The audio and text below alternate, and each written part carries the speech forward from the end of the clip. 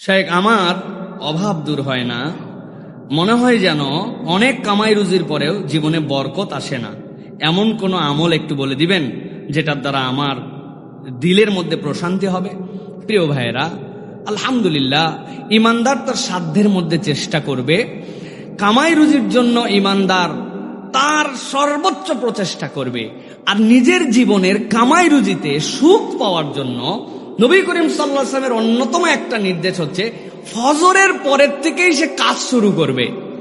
ফজরের পরের কাজের যে বরকত, এটা আপনার প্রাচুর্যতার জন্য অনেক বড় নিয়ামত।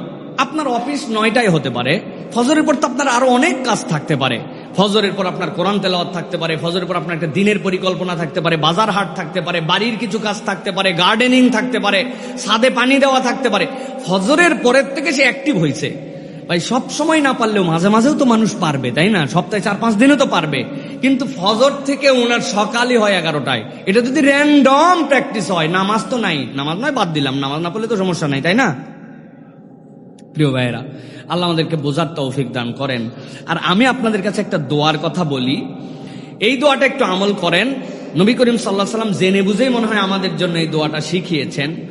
যদি কারো দরিদ্রতা থাকে, অভাব থাকে, যদি কারো ন্যায় এবং ন্যায় বিচারের ক্ষেত্রে তার ব্যারিয়ার থাকে, যদি কারো মনকে সে বিনয়ী করতে চায়, এবং যদি কেউ অন্যের কষ্ট যেন সে না পায়, এখান থেকে নিরাপত্তা চায়, আল্লাহর কাছে সে এই ভাষায় দোয়া করতে পারে। আল্লাহর নবী শিখিয়েছেন, আল্লাহুম্মা ইন্নী আউযু বিকা মিনাল ফাকরি ওয়াল কিল্লাতি ওয়াল যিল্লাতি ওয়া আউযু বিকা আন আযলিমা আও উযলামা।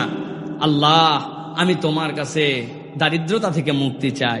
আল্লাহ, আমি তোমার কাছে কিল্লাত থেকে, প্রাচুর্যতার অভাব থেকে মুক্তি চাই। মানে আমার দিল টানে এই জিনিসটা আমি নিব, কিন্তু কোনো কালেই আমার সক্ষমতা হলো না। আল্লাহ, আমার এইটুকু অন্তত দিও যে আমি যেন আমার রেঞ্জের মধ্যে এই জিনিসটা নিতে পারি, এফোর্ড করতে পারি। আল্লাহর কাছে এইটুকু চাওয়া। এরপর আল্লাহর কাছে কি চেয়েছে? আল্লাহ ওয়া জিল্লাহ, আল্লাহ অপমান অপদস্থতা থেকে তোমার কাছে হেফাজত চাই। আর দুইটা ইউনিক জিনিস থেকে তোমার কাছে পানা চাই, ওয়া আউযু বিকা আন আযলিমা আও উযলামা। আমি কারো প্রতি জুলুমকারীও হতে চাই না, কারো দ্বারা আমি মাজলুমও হতে চাই না। এই দুইটা থেকে আমাদেরকে হেফাজত করে। বলেন আল্লাহুম্মা আমিন। পড়েন তো, আল্লাহুম্মা ইন্নী আউযু বিকা মিনাল ফাকরি ওয়াল কিল্লাতি ওয়াল যিল্লাতি ওয়া আউযু বিকা আন আযলিমা আও উযলামা। আল্লাহুম্মা আমিন। ইনশাআল্লাহ এটা প্র্যাকটিস করেন। আল্লাহ আপনার অভাব, অনটন, মনের মধ্যে প্রাচুর্যহীনতা, অপরের জুলুম, এগুলো থেকে আল্লাহ রাব্বুল আলামিন একটা শান্তি দিবেন। আর সাথে সাথে বেশি বেশি দরুদ পাঠ করবেন। দরুদ পাঠ করলে অন্তরের মধ্যে একটা ভিন্ন রকম শান্তি আসে। প্রাত্যহিক আমলে ঢুকায় ফেলতে হবে। মিনিমাম 100 বার করে আমি দরুদ শরীফ পাঠ করে দিনে, দুনিয়া একদিক আমি একদিক, এই আমল করেন। ইনশাআল্লাহ আল্লাহ রাব্বুল আলামিন আপনার দিলে শান্তি দিবেন।